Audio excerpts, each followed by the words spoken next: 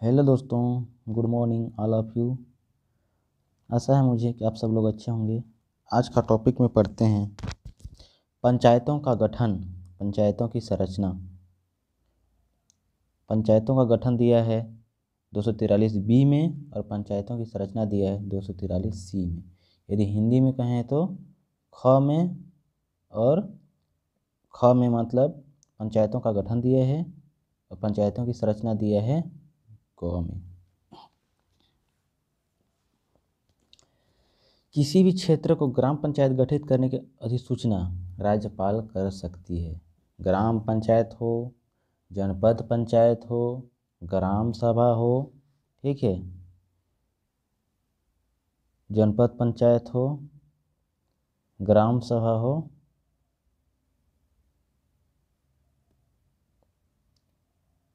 ठीक, इसकी अधिसूचना राज्यपाल कर सकती है। जिला पंचायत हो, इतना याद रखेंगे। प्रत्येक ग्राम निर्वाचित पंच या सरपंच से मिलकर बनती है। एक गांव जो है निर्वाचित पंच और सरपंच से मिलकर ही बनती है। और प्रत्येक ग्राम में ग्राम पंचायत गठन होना अनिवार्य हो जाता है। प्रत्येक ग्राम में ग्राम पंचायत गठन होना अनिवार्य हो जाता है। जिस ग्राम पंचायत निर्वाचन पश्चात निःशक्त व्यक्ति का प्रतिनिधित्व नहीं है, वहाँ राज्य शासन अथवा विहित पदाधिकारी पंचायत का पदाधिकारी हो सकने के लिए एक पात्र निःशक्त व्यक्ति को विधिक रूप से नाम निर्दिष्ट किया जाएगा और तथा उसका कार्यकाल शेष कार्यकाल की अवधि के लिए होगा, जो 2 वर्ष से कम नहीं होगा। मतलब ऐसा निःशक्त व्यक्ति, मतलब निःशक्त प्रतिनिधि जो काम नहीं कर सकता, काम करने में सक्षम नहीं है सरपंच का काम, मतलब सरपंच पद का, तो उसके जगह में जो राज्य शासन का जो विहित अधिकारी रहेगा, जैसे सरपंच के लिए राजस्व अधिकारी या एसडीएम जो बोलते हैं, तहसीलदार बोलते हैं, तो वो अधिकारी निःशक्त व्यक्ति के रूप में विहित रूप से किसी भी व्यक्ति को नाम निर्दिष्ट करेगा और उस शेष कार्यकाल के लिए उसको रखेगा, जो कि 2 साल से कम नहीं होगा उसका कार्यकाल। एक ग्राम पंचायत में वार्डों की न्यूनतम संख्या 10 होती है और अधिकतम 20 हो सकती है। मतलब 1000 जनसंख्या में ग्राम पंचायत बनता है।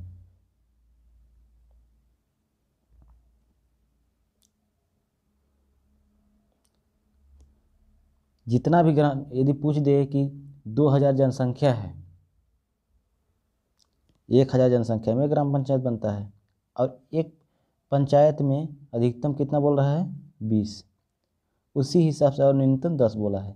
यदि उसी हिसाब से बोल दिया गया है कि एक ग्राम पंचायत में जनसंख्या 3000 है, तो वहाँ पूछिएगा अधिकतम वार्डों की संख्या कितनी हो सकती है, तो वहाँ 3000 है तो 30 नहीं होगा, 20 ही होगा। और न्यूनतम भी पूछेगा तो आपका 5000 भी रहेगा, फिर भी न्यूनतम 10 से होगा। इस बात को याद रखेंगे। ग्राम पंचायतों में वार्डों का निर्धारण कलेक्टर द्वारा किया जाता है। ग्राम वार्ड गठन के समय ध्यान रखा जाता है कि प्रत्येक वार्ड की जनसंख्या जो है समान होनी चाहिए। प्रत्येक ग्राम 1000 जनसंख्या पर एक ग्राम पंचायत बनता है। उसी प्रकार अनुसूचित क्षेत्र में ग्राम पंचायतों की व्यवस्था यह की गई कि एक गांव में एक से अधिक ग्राम सभा हो सकती है। अनुसूचित जनजाति क्षेत्र में एक से अधिक ग्राम सभा हो सकती है। ग्राम पंचायत में सरपंच, उप सरपंच, पंच प्रतिनिधि होते हैं।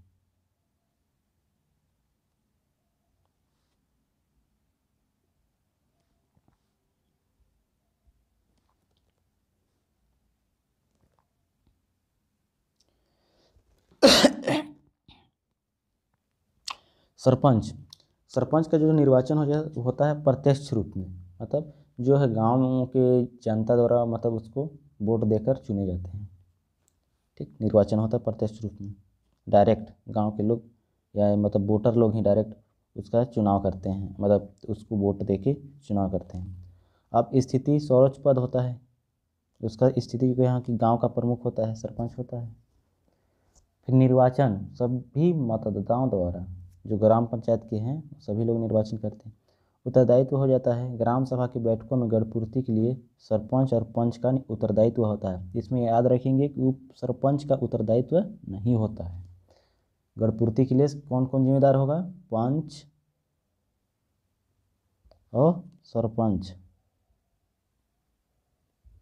ये दो ठो जिम्मेदार होंगे।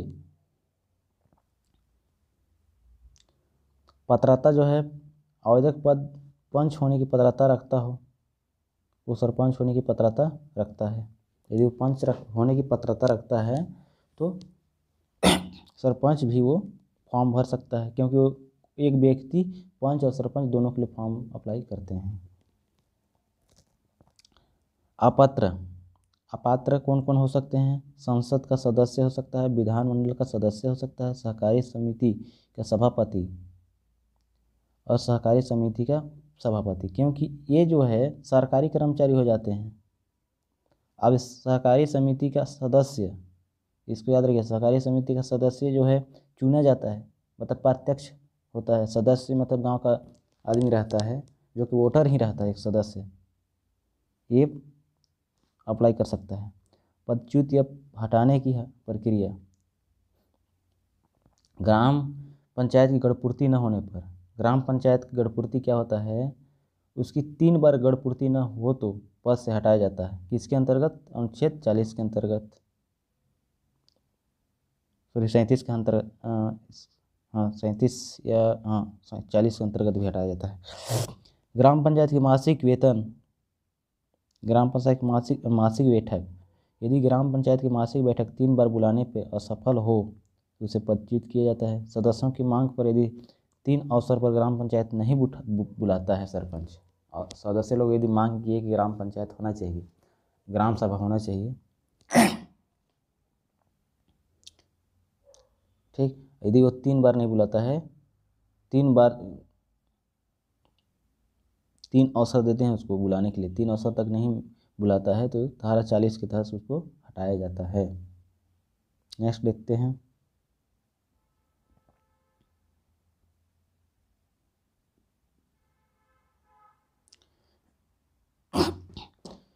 ग्राम सभा की गढ़पूर्ति, यदि सरपंच ग्राम सभा की 5 लगातार बैठकों में गढ़पूर्ति असफल होता है तो पद से हटाया जाता है। 5 लगातार बैठकों में गढ़पूर्ति नहीं होता। गढ़पूर्ति का मतलब होता है कि अनुसूचित जनजाति क्षेत्र में गढ़पूर्ति होना, मतलब 1/2, ग्राम सभा में 1/3 होना चाहिए। और सामान्य जो ग्राम पंचायत है जो उसमें 1/10 होना अनिवार्य रहता है, उसमें से भी 1/3 महिलाएं होना अनिवार्य हो जाता है, मतलब 1/3 महिलाएं। अविश्वास प्रस्ताव, सरपंच को अविश्वास प्रस्ताव पद से हटाया जाता है। सरपंच के विरुद्ध अविश्वास प्रस्ताव लाते हैं तो सरपंच कलेक्टर के समक्ष अपनी वैधता को चुनौती दे सकता है, मतलब कलेक्टर को ही डायरेक्ट सौंपेगा यदि उसको हटाने के समय करेंगे तो। और यदि अपना बचना चाहता है तो उसका चुनौती कहाँ देगा? सरपंच को। और इस प्रस्ताव लाने के विरुद्ध प्रत्यावर्तन, सरपंच को प्रत्यावर्तित किया जा सकता है, लेकिन उप सरपंच को प्रत्यावर्तित नहीं किया जा सकता है, याद रखिएगा। सरपंच उक्त प्रत्यावर्तन के विरुद्ध कलेक्टर के समक्ष याचिका पेश कर सकता है। यदि उसको हटाने की कुछ भी मांग करते हैं या हटाया जाता है या हटाने के लिए कोई भी वो करते हैं, अविश्वास प्रस्ताव लाते हैं या फिर प्रत्यावर्तन करते हैं, तो उस समय वो कलेक्टर के पास याचिका पेश कर सकता है या चुनौती दे सकता है। स्थापन क्या होता है? यदि सरपंच का चुनाव लंबित हो तो प्रथम सम्मेलन में निर्वाचित पंच अपने में से ही किसी एक पंच का चुनाव, मतलब निर्वाचन अप्रत्यक्ष रूप से धारा 13 के तहत करेंगे, या फिर सरपंच का मतलब मान लो अचानक मृत्यु हो गया है, वहाँ भी सरपंच का जो है उप सरपंच कार्यभार नहीं संभालेगा, वहाँ पर भी स्थापन सरपंच का चुनाव करेंगे जो कि पंच के द्वारा, किसी एक पंच को खड़ा करके अप्रत्यक्ष रूप से धारा 13 के तहत ही करेंगे, और वो 6 महीने तक ही उसका कार्यकाल रहेगा, क्योंकि 6 महीने के अंदर सरपंच का चुनाव होना अनिवार्य हो जाता है। ठीक, यदि सरपंच अपने पद से त्याग पत्र दे तो स्थापन सरपंच का निर्वाचन पंचों द्वारा किया जाएगा। यदि वो त्याग पत्र देता है या उसका मृत्यु हो जाता है तो स्थापन सरपंच और बहिर्गमन सरपंच, इसके बारे में हम लोग देखते हैं।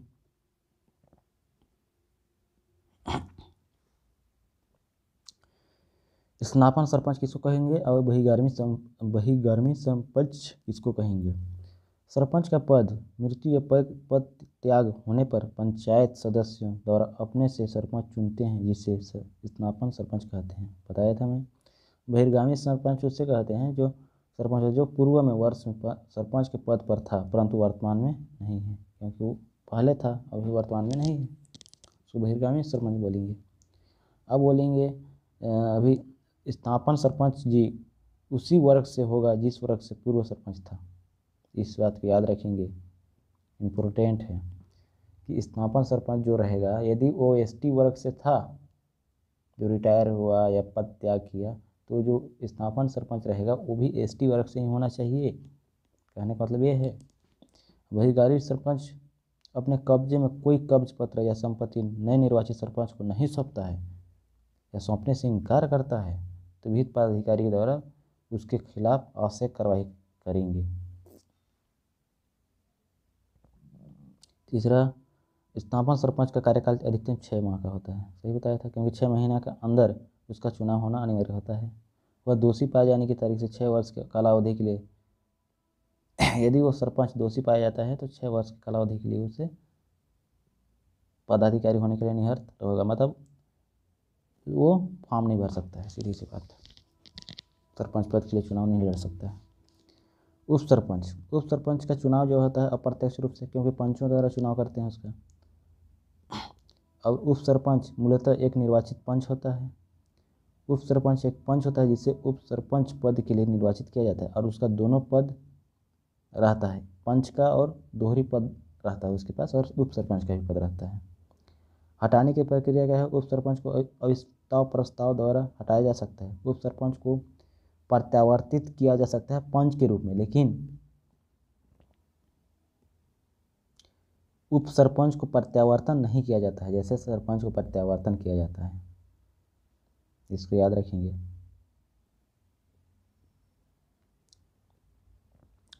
विशेष जो है, उप सरपंच चुने जाने के बाद वह पंच से त्याग पत्र नहीं देता है।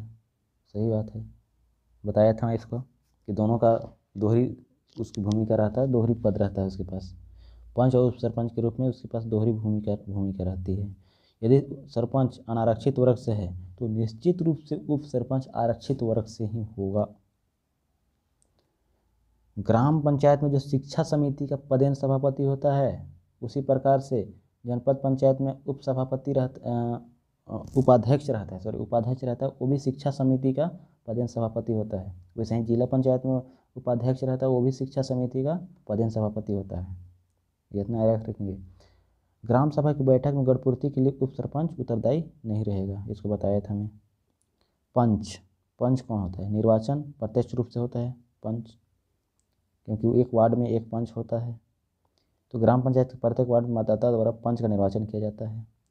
पंचों के चुनाव में बराबर मत आने पर विहित पदाधिकारी वो लाट द्वारा निर्णय लेता है कि कौन पंच बनेगा। यार उसका ड्रॉ हो जाता है तो विहित पदाधिकारी जो भी रहेगा वो लाट द्वारा पंचों का निर्वाचन करेगा, मतलब नाम नामित करेगा। उत्तरदायी जो होता है, ग्राम सभा की बैठकों में गढ़पूर्ति के लिए सरपंच पंच उत्तरदायी होता है न, ठीक। उप सरपंच नहीं रहते हैं उत्तरदायी। एक पंचायत में न्यूनतम 10 और अधिकतम 20 पंच हो सकते हैं, क्योंकि एक ग्राम पंचायत में न्यूनतम 10 वार्ड, तो एक वार्ड में एक पंच होता है जी, और अधिकतम 20 वार्ड, तो अधिकतम 20 वार्ड में 20 पंच होंगे जी। अब पंच निर्वाचन हेतु ग्राम पंचायत वार्डों में बटा होता है। पंच प्रत्यावर्तन पद से हटाया जा सकता है। पंच को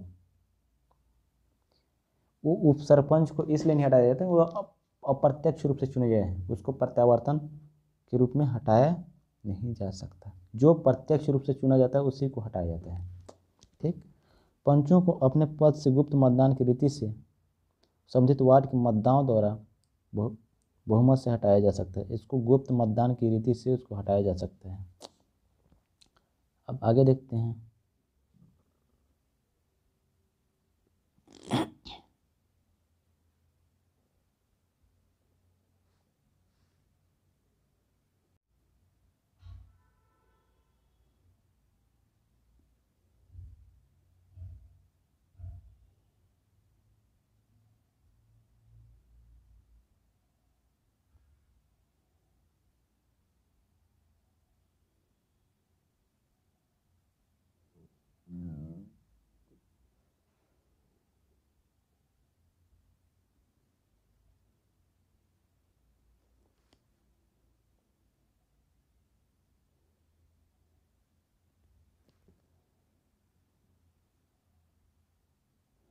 ग्राम पंचायत का सचिव नियुक्ति जो होता है उप संचालक पंचायत और समाज कल्याण मंत्रालय द्वारा होता है। शक्ति होता है ग्राम पंचायत की कार्यकारी शक्ति सचिव में निहित होता है। वही वहाँ का जो ग्राम पंचायत के प्रथम बैठक सचिव में बुलाएगा, वो भी 30 दिन के अंदर बुलाता है। ग्राम पंचायत मतलब चुनाव होने के बाद उसका सरपंच यदि नया बनता है और उसका कहना चाहिए घोषणा हो जाने के बाद प्रथम बैठक कौन बुलाएगा? सचिव, वो भी 30 दिन के अंदर। और बुलाने से पहले वो 7 दिन पहले या 3 दिन विशेष रूप से यदि जल्दी में बुलाना है तो 3 दिन पहले उसको सूचना करता है, फिर बैठक बुलाता है। प्रथम बैठक सचिव बुलाता है, इसके बाद सरपंच। ग्राम पंचायत के अभिलेखों को बनाने की जिम्मेदारी सचिव की होती है। ग्राम पंचायत की मासिक बैठक में अय व्यय ये जानकारी सचिव देता है कि कितना खर्चा हुआ, कितना बाँचा है, कितना गमन हुआ। जनपद पंचायत का गठन और संरचना देखते हैं। किसी भी क्षेत्र को जनपद पंचायत गठित करने की अधिसूचना राज्यपाल द्वारा दी जाती है। बताया था मैं। गठन 50,000 जनसंख्या पर एक जनपद होना है, एक जनपद रहेगा। प्रत्येक निर्वाचन क्षेत्र की जनसंख्या कम से कम 5,000 होनी चाहिए। एक जनपद पंचायत क्षेत्र में सदस्यों की न्यूनतम संख्या 10 और अधिकतम 25 हो सकती है। जनपद पंचायत के निर्वाचन क्षेत्र का निर्धारण राज्य सरकार करता है और जनपद पंचायत के सदस्यों का निर्वाचित प्रत्यक्ष रूप से होता है, निर्वाचित सदस्य होते हैं, और अध्यक्ष अप्रत्यक्ष रूप से होता है, उपाध्यक्ष अप्रत्यक्ष रूप से। अध्यक्ष उपाध्यक्ष जो है, जो निर्वाचित सदस्य हैं ना, उन्हीं लोग चुनते हैं अध्यक्ष उपाध्यक्ष, तो अप्रत्यक्ष रूप से हो जाता है जी। और पदेन सदस्य राज्यसभा विधानसभा के ऐसे समस्त सदस्य जो निर्वाचन क्षेत्र के पूर्णतः अंशतः आते हैं, परंतु वो नागरिक क्षेत्र के अंतर्गत नहीं आता है, जनपद पंचायत का सदस्य बनने योग्य होगा। और वो नागरिक क्षेत्र के अंतर्गत आता है तो जनपद पंचायत का सदस्य बनने योग्य नहीं होगा। ठीक। वो ग्रामीण क्षेत्र से आएगा तो ही जनपद पंचायत का सदस्य बन सकता है। पदेन सदस्य जनपद पंचायत क्षेत्र में कुल सरपंचों का 1/5 यानी 20% चक्रानुक्रम में 1 वर्ष की अवधि के लिए विहित पदाधिकारी द्वारा लाट निकालकर सदस्य के रूप में नामित किया जाएगा। जिनका कार्यकाल केवल 1 वर्ष होगा वो पुनः सदस्यता नहीं दी जा सकती है। वही सरपंच सदस्य पंचायतों के स्थायी समिति में सदस्य नहीं हो सकते हैं, वो अस्थायी रहते हैं, अस्थायी या पदेन सदस्य उसको बोलते हैं। इसका मतलब क्या होता है कि मान लो 40 पंचायत हैं, अधिकतम 35 मतलब 40 पंचायत है, 40 में उसमें से 1 साल के लिए उसमें से 20% लेंगे। ठीक। अब 20% को मतलब लाट निकाल मतलब चुनाव करेंगे और वो लाट निकाल कर किसी सदस्य को नामित करेगा और एक सदस्य उसमें नामित होगा 20 में से, तो वो 20 में से एक सदस्य नामित होगा तो 1 साल की वो पदेन सदस्य रहेगा जिसका नाम आएगा पहले। अब वो 20 जन हैं, 20 सरपंच हैं, तो उन लोग अगले बार उसके लिए अगले बार पुनः सदस्यता नहीं मिलेगा। इसके बाद जो सेकेंड आएगा, जितना बचे हैं उसमें से 20% लेंगे ये। ऐसे करके चक्रानुक्रम 1 वर्ष की अवधि के लिए होता है और 5 वर्ष तक चलता है। फिर ऐसे ही आगे देखते हैं। लोकसभा और राज्यसभा के सांसद जनपद पंचायत क्षेत्र के सदस्य नहीं होते हैं, ये जिला पंचायत के सदस्य हो सकते हैं। समस्त अधीन आने वाले पंचायत सदस्य नहीं होते हैं, मतलब लोकसभा और राज्यसभा।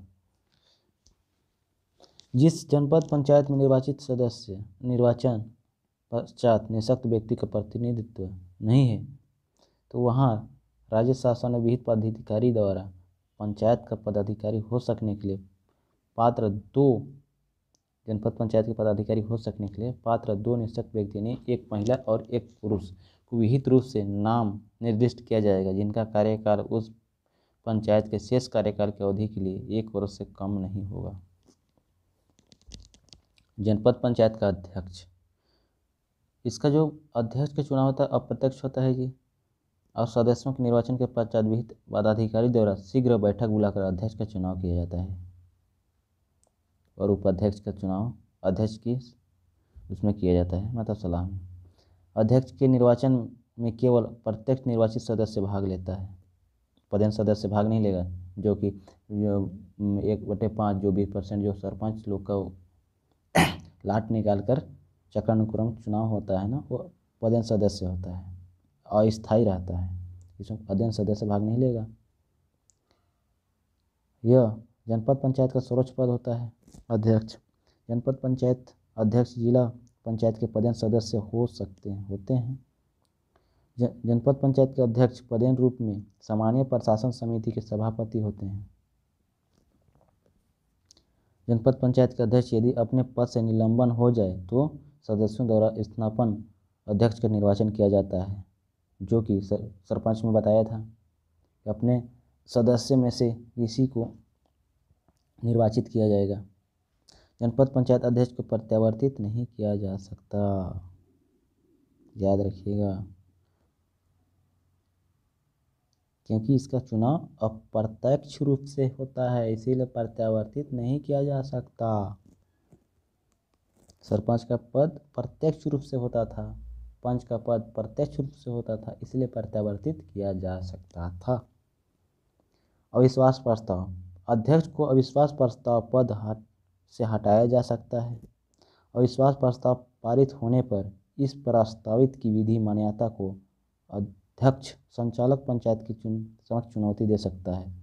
संचालक पंचायत मतलब उसका जो ऊपर रहता है संचालक पंचायत, उसको चुनौती दे सकता है। संकल्प द्वारा जनपद पंचायत के अध्यक्ष को हटाया जा सकता है।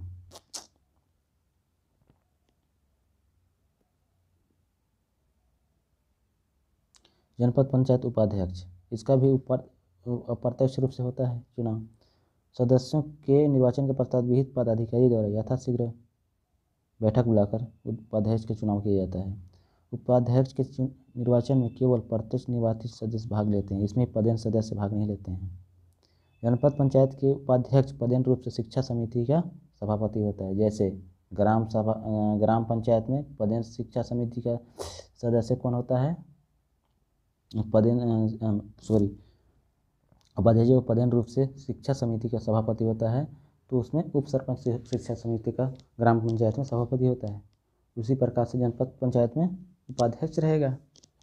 जनपद पंचायत उपाध्यक्ष को प्रत्यावर्तित नहीं किया जा सकता, क्योंकि ये भी अप्रत्यक्ष रूप से चुना जाता है। हटाने की प्रक्रिया जो है अविश्वास प्रस्ताव द्वारा हटाया जा सकता है, और अविश्वास प्रस्ताव लाने पर इस प्रस्ताव की विधि मान्यता उपाध्यक्ष संचालक पंचायत के समक्ष चुनौती दे सकता है, और इसको संकल्प द्वारा हटाया जा सकता है। जनपद पंचायत का सदस्य जो प्रत्यक्ष रूप से होते हैं, निर्वाचित होते हैं। जनपद पंचायत के प्रत्येक क्षेत्र में से मतदाता जनपद पंचायत सदस्य का निर्वाचन करते हैं। एक जनपद पंचायत में न्यूनतम 10 और अधिकतम 25 सदस्य हो सकते हैं। जनसंख्या भले 5 लाख रहे 50,000 की जगह, या तब पर भी 25 सदस्य ही रहेंगे, ना कि 35। अब जनपद पंचायत का मुख्य कार्यपालन अधिकारी, जैसे पंचायत का मुख्य कार्यपालन अधिकारी कौन होता है? सचिव, जो कि प्रशासनिक होते हैं। उसी प्रकार प्रशासनिक की दृष्टि से जनपद पंचायत में क्या होता है? सीओ। उसी प्रकार नगर पंचायत में जाएंगे तो सीएमओ हो जाएगा। तो जनपद पंचायत का मुख्य कार्यपालन अधिकारी सीओ, ये राज्य सरकार द्वारा नियुक्त किया जाता है, जो कि पीएससी वगैरह क्वालिफाई, पीसीएस वगैरह क्वालिफाई करके आते हैं। जनपद पंचायत की कार्यकारी शक्ति मुख्य कार्यपालन अधिकारी में निहित होती है। जनपद पंचायत का प्रथम बैठक मुख्य कार्यपालन अधिकारी बुलाता है। प्रथम बैठक, जैसे सरपंच पंचायत में प्रथम बैठक कौन बुलाता है? सचिव बुलाता है, क्योंकि वो प्रशासनिक अधिकारी होता है प्रथम चुनाव होने के बाद। उसी प्रकार जनपद पंचायत में प्रथम बैठक जो है मुख्य कार्यपालन अधिकारी बुलाता है। कार्य, जनपद पंचायत का अभिलेखों को बनाने की जिम्मेदारी मुख्य कार्यपालन अधिकारी का होता है, और यहाँ का आय व्यय जो होता है जनपद पंचायत के अंदर मासिक बैठक में आय व्यय की जानकारी प्रस्तुत करता है सीओ। जिला पंचायत का गठन और संरचना, किसी भी क्षेत्र को जिला पंचायत गठित करने की अधिसूचना राज्यपाल द्वारा की जाती है। प्रत्येक जिले पंचायत निम्नलिखित सदस्यों से मिलकर बनेगा। निर्वाचित क्षेत्र से निर्वाचित सदस्य जिला पंचायत सदस्य, और जिले प्रत्येक निर्वाचन क्षेत्र की जनसंख्या कम से कम 50,000 होना चाहिए। उसमें कितना था? 50,000 जिला पंचायत। एक जिला पंचायत क्षेत्रों में सदस्यों की न्यूनतम संख्या 10 और अधिकतम 35 हो सकती है। उसमें 10 और 25 था जनपद में, और सर वहाँ पंचायत में, ग्राम पंचायत में कितना था?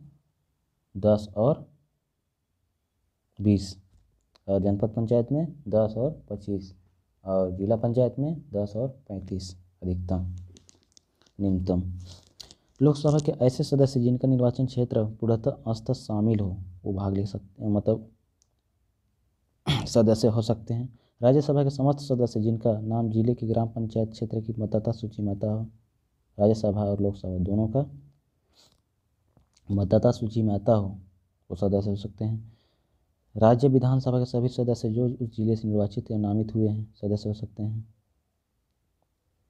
जिले के सभी जनपद पंचायतों का अध्यक्ष जिला पंचायत के नामित सदस्य होंगे,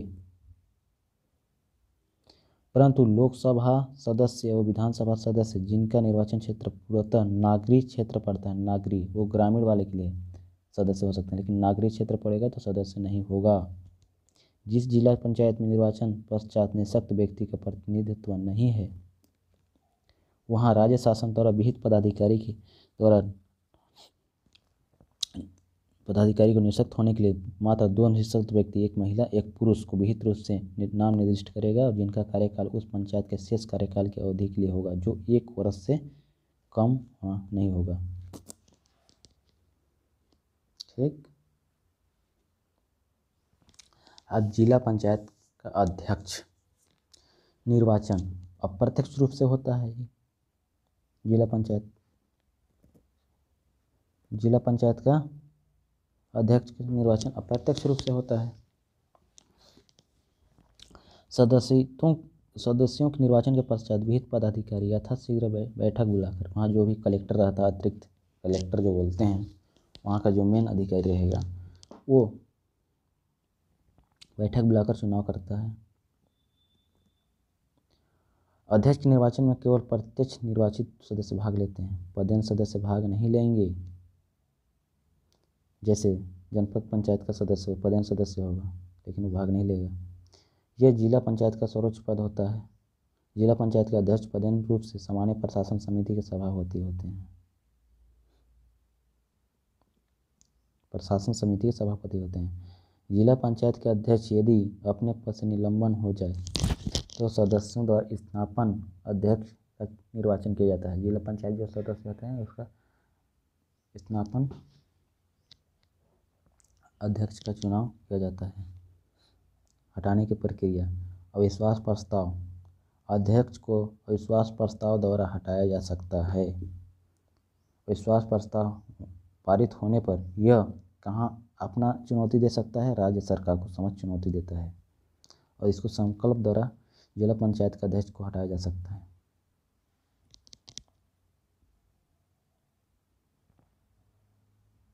जिला पंचायत का उपाध्यक्ष,